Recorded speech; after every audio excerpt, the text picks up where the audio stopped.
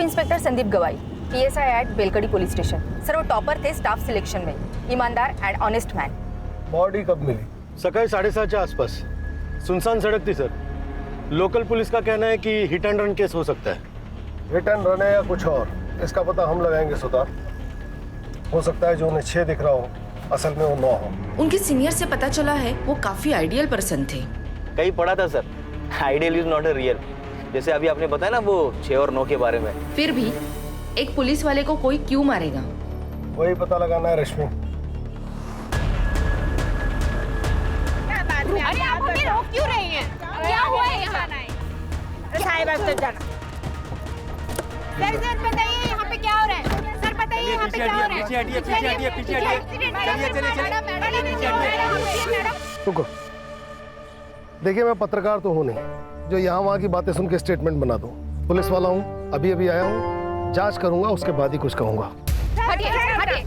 रवि साहेब, ये है Vijay Sharma. Hello sir. Sub inspector Rashmi आणि API सिद्धार्थ। काय वाटतंय नितीन? सर विश्वास बसत नाहीये।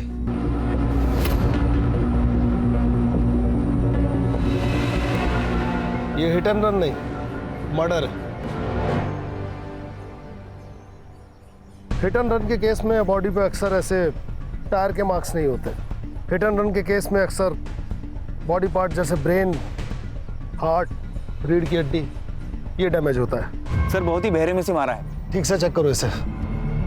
रश्मि, इस केस से जुड़े सारे डिटेल्स चाहिए और संदीप के पर्सनल डिटेल्स भी। जलगांव के बेलकड़ी गांव पुलिस चौकी के पीएसआई संदीप गवई की बेरहमी से मौत हो चुकी है। पुलिस को उनकी बॉडी एक सुनसान सड़क से मिली। ये पुलिस वाले को कौन मार सकता है?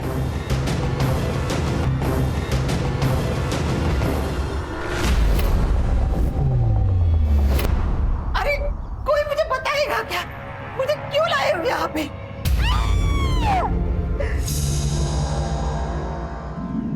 सर, संदीप की माँ ये मानने को तैयार ही नहीं है कि संदीप की मौत हो चुकी है। कैसे मानेगी सर? संदीप के सिवा उसका दुनिया में कोई नहीं था। अगले हफ्ते संदीप की शादी थी। नितिन सर, शादी में सिर्फ लड्डू खाने मत आना, 2 दिन पहले सब काम करने के लिए आना है। हो काकू, पक्का आऊंगा, नक्की। काकू बोल के मस्का मत लगाओ। आना है मतलब आना है। ये देखो मेरा बेटा आ गया।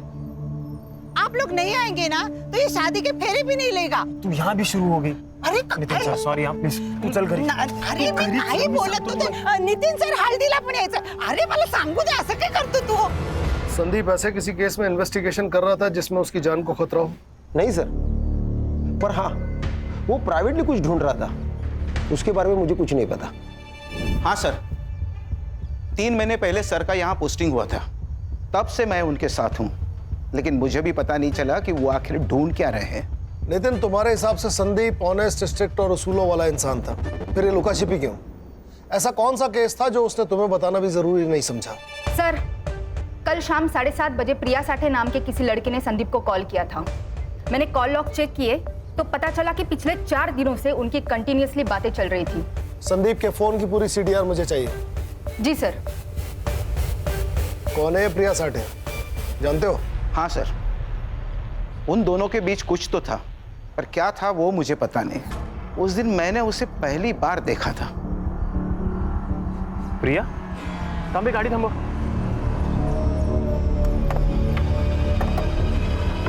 प्रिया,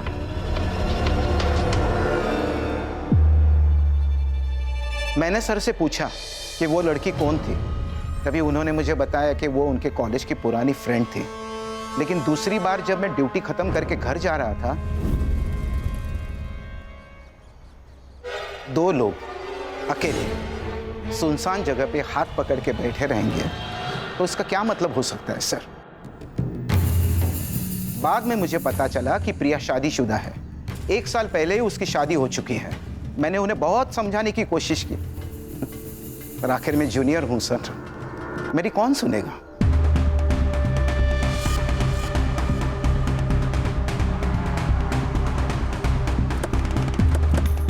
तुम्हारा संदीप के साथ क्या रिश्ता था? हम कॉलेज के दोस्त थे। कॉलेज के बाद किसी से कांटेक्ट नहीं था। हम दोनों भी अभी कुछ हफ्तों पहले ही मिले थे। तुम्हारे पति को पता है तुम्हारे और संदीप के बारे में? नहीं, मैंने उन्हें कभी नहीं बताया, क्यों? क्योंकि मुझे ज़रूरी नहीं लगा। संदीप और मैं दोस्त है, इससे आप लोगों को क्या प्रॉब्लम है? मैडम, जब दोस्त का मर्डर हो जाएगा तो सवाल उठेंगे और प्रॉब्लम भी होगी। लेकिन मुझ पर क्यों? हो सकता है कि आप दोनों का रिश्ता दोस्त से बढ़कर था और आप दोनों के इस रिश्ते के बारे में आपके पति मकरंद को इस बात का पता चल गया और उसने गुस्से में आकर संदीप का खून कर दिया। ये आप क्या बोल रहे हो? धोखा अक्सर मतलब पूरा होने के बाद ही दिया जाता है। ऐसा कौन सा मकसद था मैडम जो संदीप ने पूरा कर दिया था? बंद कीजिए ड्रामा। संदीप मेरे भाई की तरह था। तो आपके भाई साहब के बारे में आपके पतिदेव को आपने क्यों कुछ नहीं बताया? क्यों सब छुपा के रखा? म्हणजे काहीतरी होतच ना। ऐसा कुछ नहीं है। मकरंद से मैं प्यार करती हूँ और हम दोनों खुश हैं। करता क्या है ये मकरंद? जी, उनका दाल चावल का होलसेल का बिजनेस है और उसी सिलसिले में उनका जलगांव जाना होता है। मोबाइल नंबर दीजिए उनका। सर, मुझे तो लव ट्रायंगल की बू आ रही है। लव ट्रायंगल में किसी एक का मरना तय है, ये तो इतिहास में लिखा हुआ है। सुतार, इस मकरंद और संदीप के बारे में सारी डिटेल पता करो। और रश्मि, प्रिया के बारे में सब पता करके बताओ। सर, ये प्रिया तो डॉक्टर राजा आठवले की बेटी है। कौन है डॉक्टर राजा आठवले? सर, कहने को तो ये डॉक्टर है, लेकिन लोग इसे देव मानुस कहते हैं। आरटी एक्टिविस्ट है, लोगों की काफी मदद करता है। लेकिन सर, पुलिस से इसकी नहीं बनती, क्योंकि इन्हें हर पुलिस वाला बिका हुआ और करप्ट लगता है।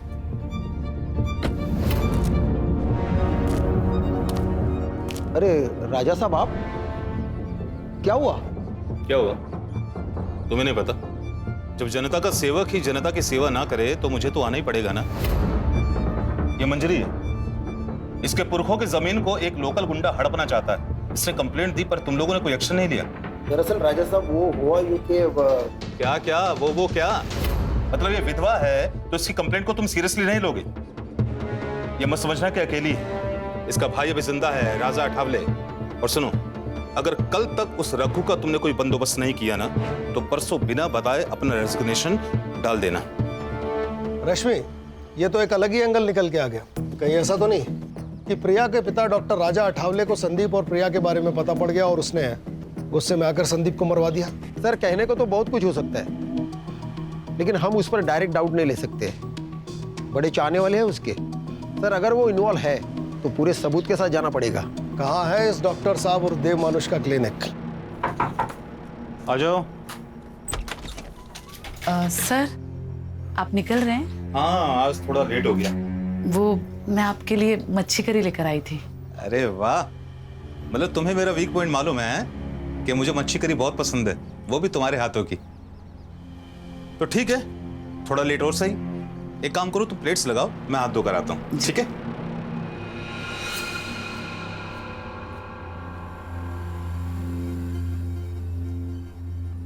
अरे वाह, खुशबू तो बहुत अच्छी आ रही है।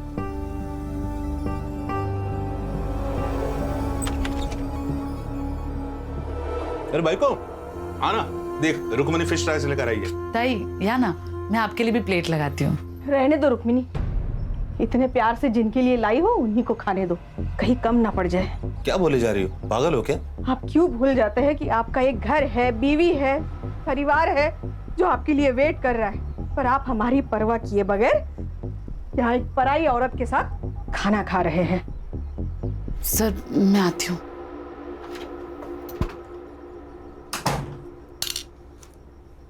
मेघा, बोलने से पहले सोच तो लिया करो। वो एक विधवा है, उसकी कोई फैमिली नहीं है। अपने पैरों पर स्टैंड हो जाए इसलिए मैंने उसे नौकरी दी, इज्जत की जिंदगी दी। तो तुम हम दोनों के बारे में, शर्म आती है मुझे तुम्हारे ऊपर। तो क्या कहूँ? सुबह क्लिनिक के लिए जल्दी चले जाते हो, रात में लेट आते हो। पेशेंट होते हैं मेघा, इसलिए देर हो जाती है। गंद भरा है तुम्हारे दिमाग में, निकालो से बाहर।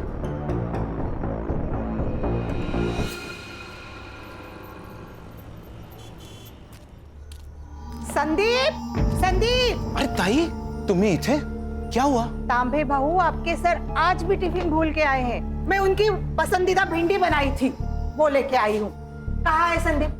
वो ताई, वो अभी पेट्रोलिंग के लिए गए हैं। तो एक काम करो तांबे भाऊ, उसको फोन करके बुला लो। मैं तब तक खाना लगाती हूँ। फोन नहीं लग रहा काकी, आप खाना रख दीजिए, मैं उसे बता दूंगा। फोन नहीं लग रहा है? ठीक है। बड़े साहब, आप ना उसे याद से खाना खाने के लिए बोल देना। अब भूल जाएगा नहीं तो तांबे भाऊ खीर खीर खायची हा? सर, आपने झूठ क्यों बोला? उन पर क्या बीत रही है इसका अंदाजा हम नहीं लगा सकते। कभी कभी दिल से भी सोचना पड़ता है। सर, संदीप के पहले और कुछ अभी के केसेस देख रहा था। देखिए क्या आता है। देव मानुस ने मेरा किया है। किसने की है कंप्लेन? सर, वो तो मालूम नहीं, क्योंकि ये कंप्लेंट शिकायत पेटी में पड़ी थी। लेकिन जिस औरत ने ये कंप्लेंट की वो सामने आई ही नहीं। संदीप सर ही इस केस का इन्वेस्टिगेशन कर रहे थे। राजा साहब को छोड़ दो। अरे उन्होंने कुछ नहीं किया। क्या कहा? किसी ने मेरे खिलाफ कंप्लेंट की? हाँ। अच्छा, एक काम कीजिए, जिसने कंप्लेंट की है उसको यहाँ पुलिस स्टेशन में अभी बुलाइए। सच का सच और झूठ का झूठ सब क्लियर हो जाएगा। देखिए, हम उसे यहाँ नहीं बुला सकते। सर, बाहर बहुत सारी औरतें आई है, नारे लगा रही है, धमकी दे रही है, इन्हें छोड़ने के लिए कह रही है। सर, मुझे डर लग रहा है कहीं वो औरतें अंदर ना आ जाए। छोड़ो छोड़ो, राजा साहब को छोड़ दो, उन्होंने कुछ नहीं किया है। ऑफिसर, मेरे पति को सब लोग देव मानुस कहते हैं और आप उन्हीं पर गलत इल्जाम लगा रहे हैं। देखिए, मैं सिर्फ अपना काम कर रहा हूँ। इनके खिलाफ कंप्लेन आई है तो इंक्वायरी के लिए इन्हें यहाँ बुलाना पड़ा। इंस्पेक्टर साहब बिल्कुल सही कह रहे हैं। तुम सभी लोग बाहर जाओ, चलो बाहर जाओ, चलो। इंस्पेक्टर साहब, पूछिए, आपको जो कुछ पूछना है। पूछताछ हुई पर कुछ हाथ नहीं लगा। जिस लड़के ने कंप्लेंट की थी वो सामने आई ही नहीं। और फिर केस बंद हो गया। क्या करें सर, इस शहर के आधे लोग डर की वजह से कंप्लेंट ही नहीं करते। ये भी तो हो सकता है कि तुम जैसे डर कह रहे हो हालात वही हो। लेकिन सर, ये भी तो हो सकता है कि वो कंप्लेंट ही झूठी हो। मेरा मतलब है, हर अच्छा काम करने वाले आदमी के दुश्मन भी बहुत सारे होंगे। और सर, आजकल तो हर कोई लड़की ये कहती है कि मेरा हुआ है। क्या बात कर रहे हो सिद्धार्थ? कोई लड़की ऐसा झूठ नहीं बोल सकती, उसके लिए बहुत बड़ी बात है। रश्मि मैडम, फेक एलिगेशंस के कितने केस आते हैं हमारे पास, और इन लड़कियों के फेक एलिगेशंस की वजह से कितने ही लड़कों की जिंदगी बर्बाद होते हुए देखी मैंने अपनी आंखों से। इसका मतलब है हर लड़की झूठी है? मैंने ये तो नहीं कहा ना, मैंने तो बस इतना कहा कि हर लड़की सच्ची नहीं होती। बस देखो, तुम ज्यादा बस साला हर जगह शुरू हो जाते हो। जब से इंक्वायरी शुरू हुई है तब से इस देव मानुस का नाम दूसरी बार आया है। इसकी और इसके फैमिली की पूरी कुंडली चाहिए मुझे। Yes sir. ये लो। वाओ, कैसे लगे? बहुत खूबसूरत है बाबा। अभी कहाँ खूबसूरत, ये दिखाओ। खूबसूरत तो अब लगेंगे बेटा। अच्छा बताओ, कॉलेज कैसा चल रहा है तुम्हारा? कॉलेज? आई को क्या हुआ? आई, क्या हुआ तुझे? तू ऐसे गुस्सा होकर क्यों आ गई आई? अरे कुछ नहीं हुआ, ये तेरी आई मुझसे गुस्सा। क्या है ना, उससे लगता है कि मैं तुझे टाइम नहीं दे पाता। आई, ये सब बाबा अपने लिए ही तो करते हैं ना, सब इन्हें देव मानुस बोलते हैं, पर मेरे लिए तो मेरे बाबा एकदम सुपर हीरो जैसे हैं। सुनामेगा? शाबाश। तुझे कॉलेज के लिए लेट नहीं हो रहा है? ओ हाँ, मैं बैग लेकर आई। हाँ ठीक है बेटा, जल्दी आना, मैं तुम्हें ड्रॉप कर दूंगा, है ना? वो चले जाएगी। आई, मैं ना आते आते दीदी के घर होते हुए आऊंगी। बाय। चलो बाबा, चलो। हाँ चलो चलो, आओ। चलो मेगा, शाम को मिलता हूँ। देख, तू अच्छे से पढ़ाई करेगी ना, मैं तेरा एडमिशन मुंबई के सेंट मेरी कॉलेज में कराऊंगी। फिर तू मुंबई में रहेगी और वहीं से पढ़ाई करेगी। अरे दीदी, लेकिन उसके लिए तो कितने सारे पैसे चाहिए ना, हम कहाँ से लेंगे इतने सारे पैसे? तो उसकी चिंता मत कर, मैं मैनेज कर लूंगी। बस तू पढ़ाई पे ध्यान देना। और चाहिए? नहीं दीदी, बस हो गया।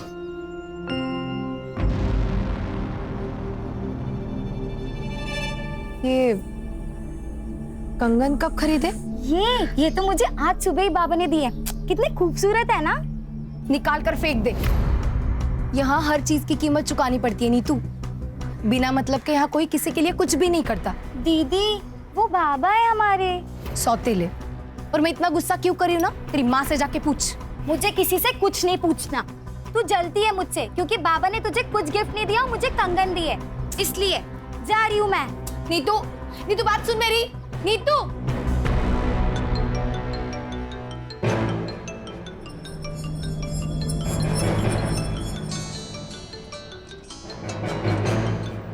हेलो। देखकर अनदेखा अच्छा कर लेती है तू। तू माँ है या चुड़ैल? शर्म नहीं आती तुझे? प्रिया, तू शांत हो जा। कैसे शांत रहूं आई? पहले बालिया, अब ये कंगन, ये सब किस और जा रहा है ना, सब समझ रही हूँ मैं। देख, तू चुप बैठ। चुप रहकर ही तो सब कुछ सह लिया। लेकिन नीतू ये नहीं सहेगी। अब तो समझ आई, बचा ले अपनी बेटी को।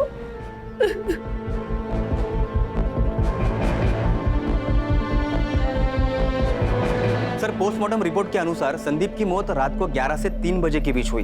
एक्सीडेंट? नहीं सर, सर आपने बिल्कुल ठीक कहा था। यहाँ सर के पीछे वार किया गया था सर, और सर बेहोशी की हालत में उसके ऊपर ट्रक चलाया गया। कौन कर सकता है ये सब? प्रिया, मकरन या फिर डॉक्टर राजा अठावले?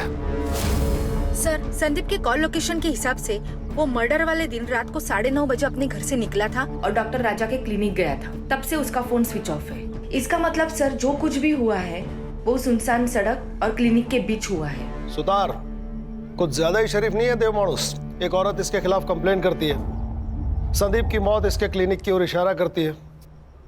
सर, ऐसे साधु संत बाबा बहुत देखे हैं मैंने जिंदगी में। एक बुरा काम छुपाने के लिए 10 अच्छा काम करेंगे। सर, अगर ये दोषी हुआ ना तो सबसे पहले इसको मैं ही मारूंगा सर। मैं मारूंगा? आपको लगता है संदीप को मैंने मारा? हो सकता है। उस दिन रात 10 बजे संदीप आपकी डिस्पेंसरी के आसपास था, फोन भी यहीं बंद हुआ, जो कुछ हुआ यहीं हुआ। देखिए, मेरा क्लिनिक मार्केट के बीचों बीच, और जहां तक मेरी बात है, मैं लगभग रात को 9:40 पर एक पेशेंट विजिट पे गया था। पेशेंट का नाम? शोभा वैद्य। रश्मि, शोभा वैद्य से मिलो और इस डॉक्टर अठावले की उस रात की लोकेशन वेरीफाई करो। या तो ये बहुत बड़ा शातिर है या फिर सच में देव मानुष। हो सकता है कि सर शिकायत पेटी की कंप्लेंट जेन्युइन हो और उसका इस केस से कोई रिलेशन ही ना हो सकता है। एक काम करो सिद्धार्थ, पिछले 6 महीने में डॉक्टर अठावले को जिन औरतों ने रेगुलर विजिट किया है उनसे पूछताछ करो, उनके हैंडराइटिंग सैंपल्स लो और उसे उस लेटर से मैच करो। ये इस केस को नई दिशा दे सकते हैं। पिछले 6 महीने में जो भी सुसाइड और मिसिंग केस हुए हैं उन सब की फाइल तांबे से लो, कुछ ना कुछ जरूर मिलेगा। समझ गया सर। सुधरो, चला। रश्मि, मकरंद का कुछ पता चला? जलगांव में ही है या कहीं और?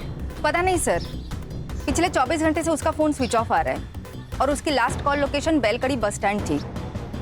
ये दोनों मियाँ बीवी मिलके कहीं हमें घुमा तो नहीं रहे? ये प्रिया के पास चले सर?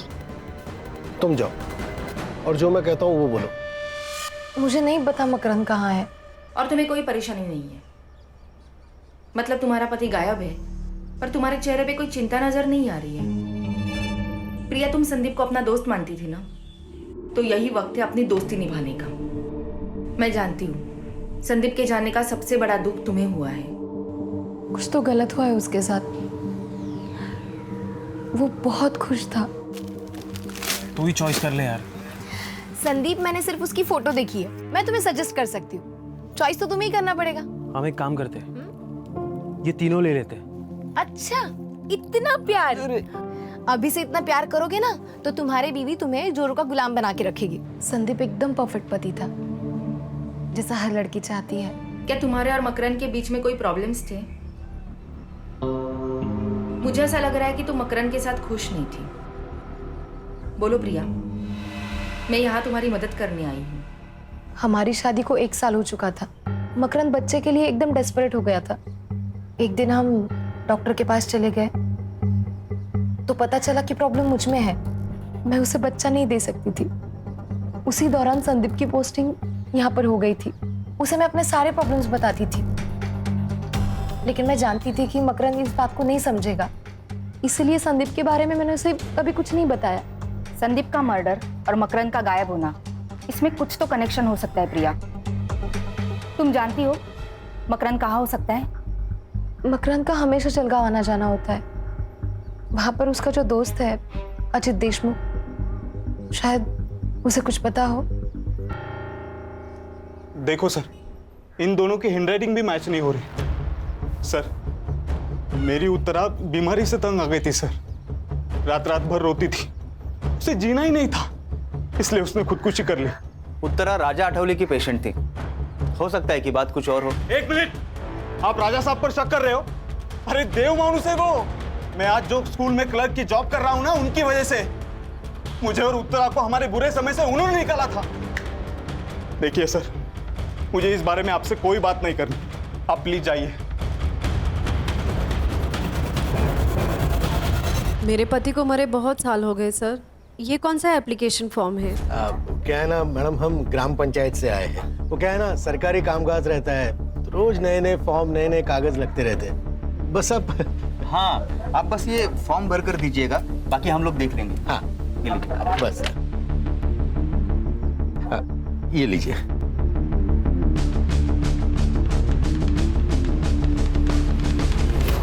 सर, मकरंद से बात हुई और वो उसका दोस्त अजीत देशमुख, उससे भी बात हुई। वो दोनों साथ में ही थे। मैंने मकरंद को बुला लिया है, कल वो पुलिस स्टेशन आ जाएगा। अरे बैठ ना मकरंद, सुधर भाऊ दांड का घ्या जरा आपलं. आलो क्या रे हाँ 3 दिवसापासून फोन बंद करून बसलायस. तेरे को क्या लगा तू फोन बंद करके बैठेगा तो तेरे को हम भूल जाएंगे? हाँ तेरे को पकड़ नहीं पाएंगे. बोल सच सच बता, क्यों भागा था घर से? क्या करता मैं उस घर में रहकर? मुझे उस प्रिया की शक्ल भी नहीं देखनी थी. उसने धोखा दिया है मुझे और मेरी फैमिली को. मतलब?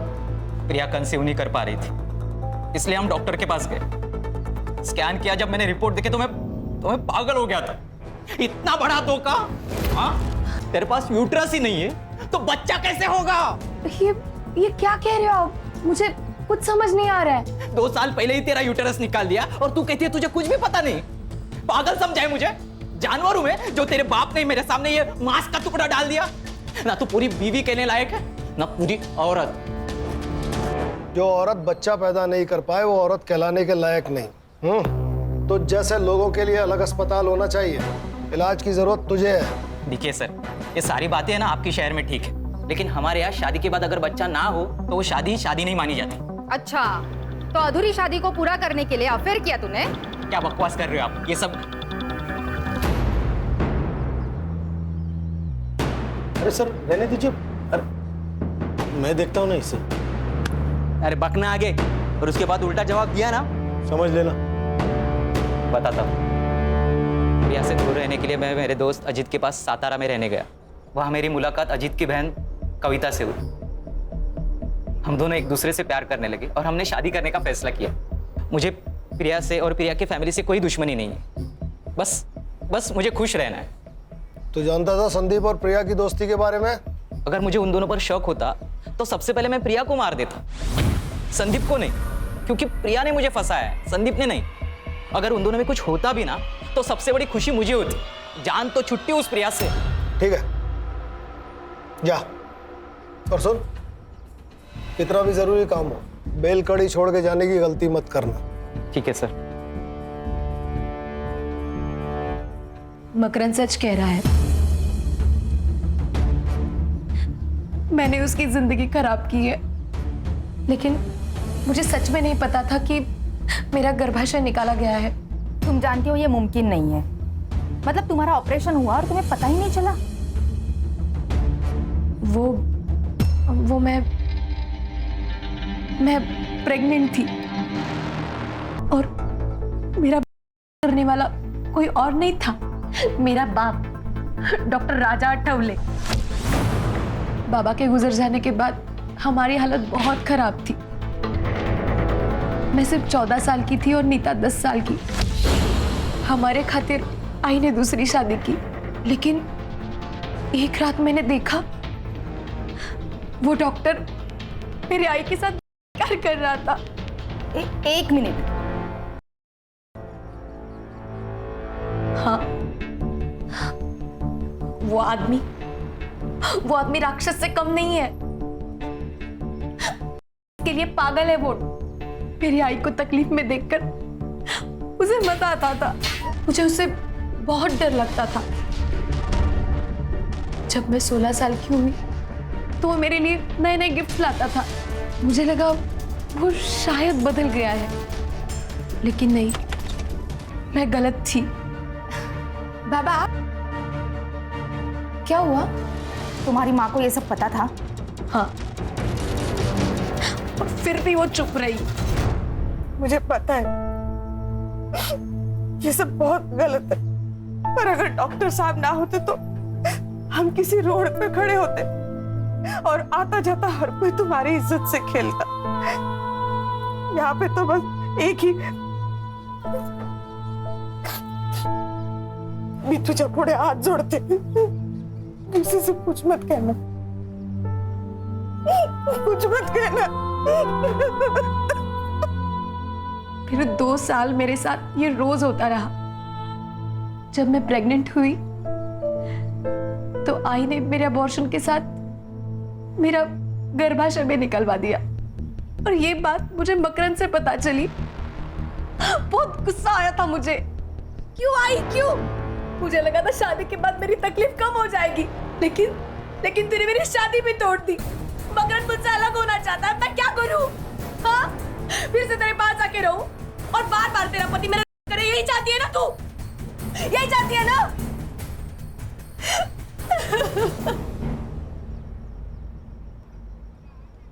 कोई साथ में नहीं था मैडम, किसको बताती?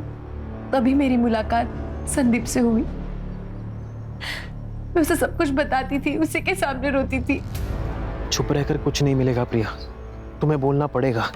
सब खत्म हो जाएगा संदीप। तो अब क्या ठीक चल रहा है प्रिया? देखो, अगर तुम ऑफिशियल की कंप्लेंट नहीं डालोगे तो मुझे ये केस अपने हिसाब से हैंडल करना पड़ेगा, और कुछ भी हो जाए मैं तुम्हें इंसाफ दिलवा कर ही रहूंगा।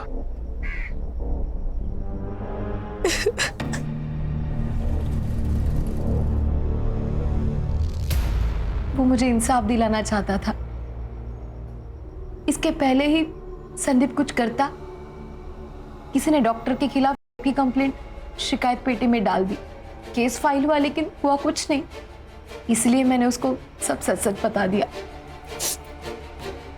डॉक्टर राजा आठवले असल में डॉक्टर है ही नहीं। आई ने मुझे बताया था कि वो सतारा में लैब टेक्नीशियन था। 12 साल पहले वो जलगांव आया और फिर उसने डॉक्टर की प्रैक्टिस की है। संदीप इसी की इन्वेस्टिगेशन कर रहा था।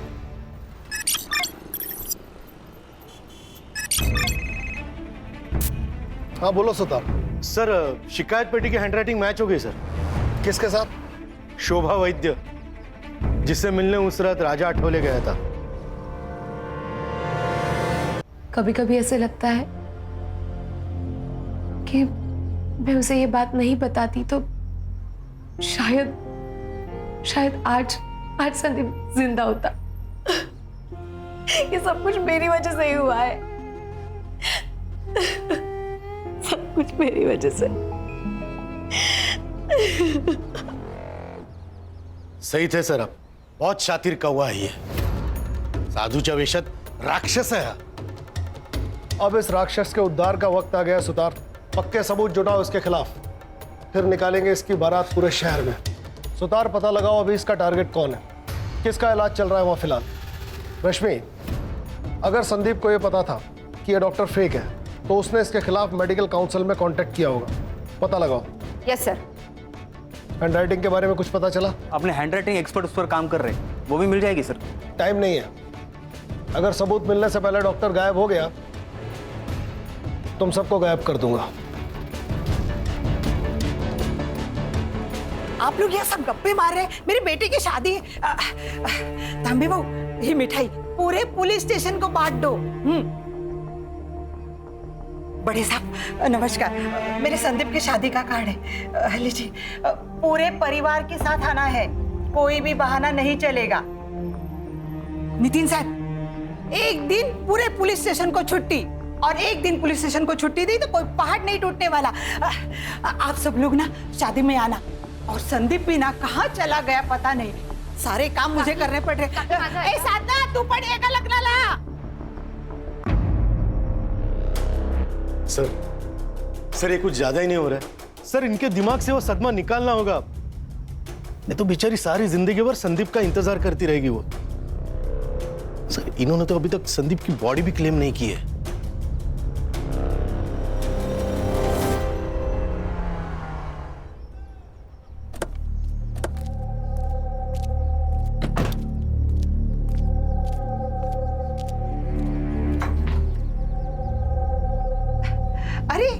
आप सब लोग आ गए, बहुत सारे काम पड़े हैं।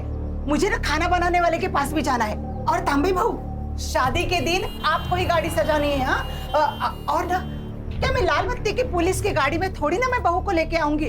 आप दोनों को काम करने के लिए आना है। अरे तुम इथे काय उभे आहात? हाँ, क्या हुआ? संदीप का एक्सीडेंट हो गया, वो बच नहीं सका। बड़े सब क्या बोल रहे हैं? ये तो सो रहा है। संदीप अब नहीं रहा काकी, उसकी बॉडी डैमेज हो गई है। आज अंतिम संस्कार करना है, आखिरी बार उसका चेहरा देख लीजिए।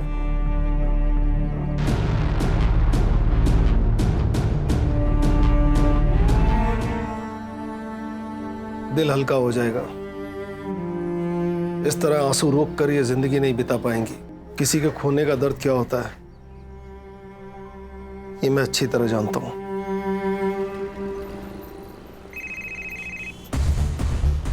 हाँ बोलो सुतार। सर, शिकायत पेटी की हैंडराइटिंग मैच हो गई सर। किसके साथ? शोभा वैद्य, जिससे मिलने उस रात राजा आठवले गया था। तुम्हारी हैंडराइटिंग इस लेटर से मैच हो रही है जिसमें तुमने लिखा है कि देव मानुस ने तुम्हारा किया है। और उसी देव मानुस ने कहा कि संदीप के मर्डर की रात वो आपके साथ था, आपसे मिलने आपके घर गया था, जबकि आपके फोन की लोकेशन उस रात डॉक्टर के क्लिनिक की थी। और अगर आप क्लिनिक पर थी तो डॉक्टर साहब वहां पर क्या कर रहे थे? सर कुठला आता हाँ? भांडा फूट चुका है, अब सच बोलिए, नहीं तो ना खून का चार्ज लगाकर ये केस इधर ही बंद कर देंगे अब। और आपको बेटे को आपको मिलने के लिए जेल आना पड़ेगा। मैंने कुछ नहीं किया सर, सिर्फ झूठ बोला है मैंने कि उस रात डॉक्टर साहब मेरे साथ थे। उन्होंने मुझे धमकी दी थी, इसलिए मैंने झूठ बोला। तो अब सच बोल दो। एक दिन मेरी तबीयत खराब हो गई थी, मैं डॉक्टर साहब के पास गई।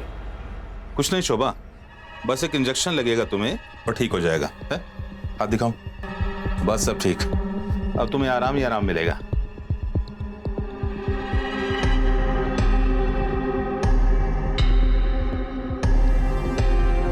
तो तुमने पुलिस स्टेशन आके कंप्लेंट क्यों नहीं की? हमारी हालत बहुत खराब थी मैम, खाने तक को पैसे नहीं थे। डॉक्टर साहब आते मुझे पैसे देते थे और उसके बाद मुझे अपने आप से घिन आने लगी। मुझे ये सब बंद करना था सर, इसीलिए मैंने शिकायत पेटी में चिट्ठी डाल दी। तो जब पुलिस आपके दरवाजे आई तो सच क्यों नहीं बोला? डर गई थी सर मैं कि अगले दिन अगर डॉक्टर साहब छूट के आ जाते तो वो मुझे भी मार डालते। मुझे भी? मतलब? उस रात डॉक्टर साहब ने मुझे क्लिनिक बुलाया था, वहां संदीप सर भी आए थे। डॉक्टर का धर्म होता है जिंदगी देना, जिंदगी लेना नहीं। पर ये तू नहीं समझ पाएगा क्योंकि तू डॉक्टर है ही नहीं। इंक्वायरी की है मैंने तेरी, ये जो डिग्रियां लटकाई हुई है ना सब फेक है। कौन यकीन करेगा रे तेरा? देव माणूस है मैं, देव माणूस। दबाओ यहां से, तेरा पैसा पहुंच जाएगा स्टेशन में।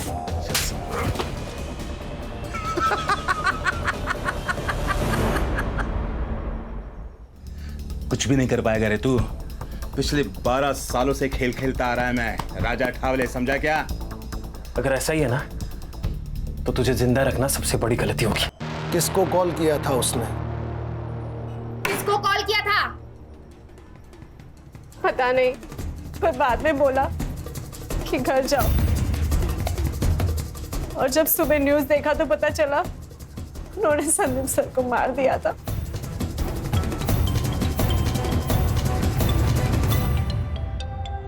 उठाओ, लाउड स्पीकर पे लो।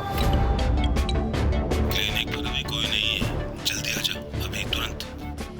चलो उठा के लाते हैं इस देव मानुस को। सर इसको ना मैं ही मारूंगा।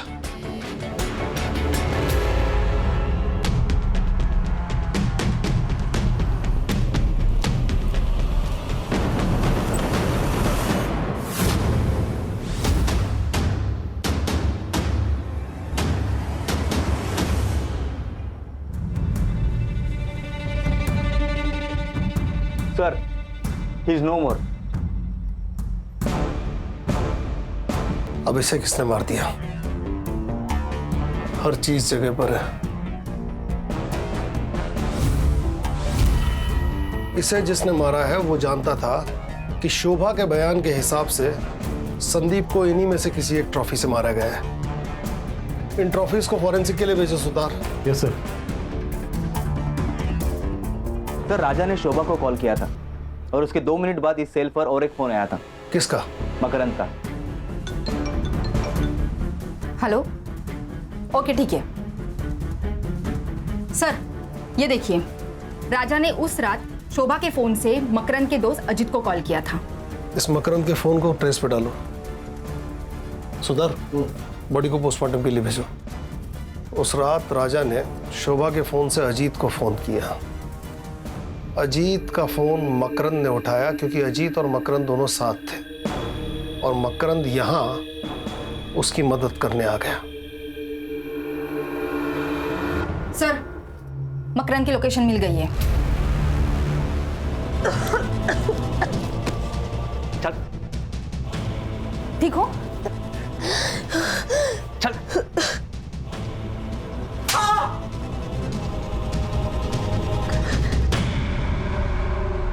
वो दाढ़ी बोल तो गया था पटापट। मैंने और कविता ने शादी करने का फैसला ले लिया था, लेकिन मेरा बिजनेस ही अच्छा नहीं चल रहा था और ये बात अजीत को पता थी। उसने तो मेरे सामने शर्त ही रख दी थी, अगर मेरी बहन के साथ शादी करना चाहते हो तो तुम्हें 25 लाख रुपए जुटाने पड़ेंगे। मैंने तो टेंशन के मारे घर ही जाना छोड़ दिया था, लेकिन मुझे प्रिया का कॉल आया था। उसने मुझे बताया कि डॉक्टर साहब ने उसके साथ जबरदस्ती की थी और उसी की वजह से वो प्रेग्नेंट हुई थी। लेकिन ये बात जब डॉक्टर को पता चली तो उसने उसका यूट्रस ही निकाल दिया था। लेकिन ये सारी बातें सुनकर मेरे दिमाग में पैसा कमाने का रास्ता नजर आया। मेरा बलात्कार करने वाला कोई और नहीं था, मेरा बाप डॉक्टर राजा अठावले।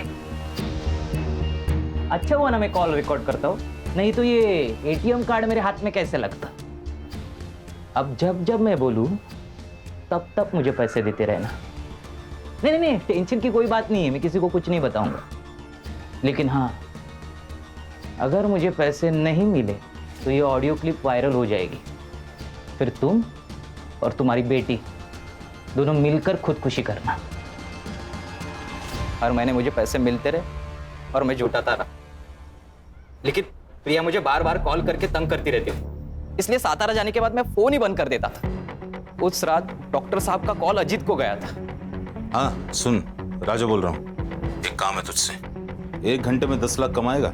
हाँ, कैसे? एक बॉडी को ठिकाने लगाना है, एक्सीडेंट लगना चाहिए। हाँ ठीक है।